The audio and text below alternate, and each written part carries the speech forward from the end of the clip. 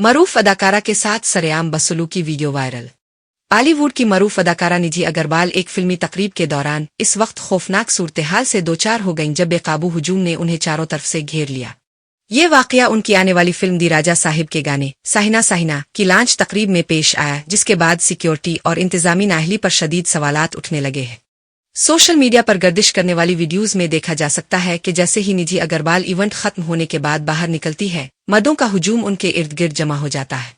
शदीद दबाव और बदनज़मी के बाइस अदाकारा को बड़ी मुश्किल से अपनी गाड़ी तक पहुंचाया जाता है, जबकि मौका पर सिक्योरिटी मुअस्सिर अंदाज में सूरत-ए-हाल संभालती नजर नहीं आती। ये मनाजिर सामने आते ही सोशल मीडिया पर गुस्से और तशवीश की लहर दौड़ गई।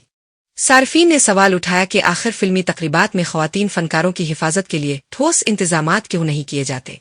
मरूफ गुलकारा चुनमई सिरिपाया ने वाक़ये पर सख्त रद्द-ए-अमल देते हुए लिखा कि ये मर्दों का ऐसा रवैया है जो लक्कड़ बेगोहे से भी बदतर है, बल्कि लक्कड़ बेगोहे की मिसाल देना भी उनकी तौहीन होगी। कई सार्फीन ने जिम्मेदारी बरारास्त फिल्म की टीम और इवेंट मैनेजमेंट पर डाल दी।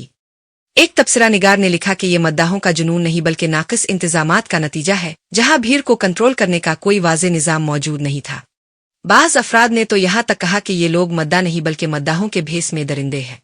अब तक ना तो निधि अग्रवाल और ना ही फिल्म दी राजा साहिब की टीम की जानिब से इस मामले पर कोई बाज़ाब्ता बयान सामने आया है। ताहम ये वाक़या एक बार फिर फिल्मी इवेंट्स में सिक्योरिटी के नाक़िस इंतजामात पर बहस छेड़ गया है।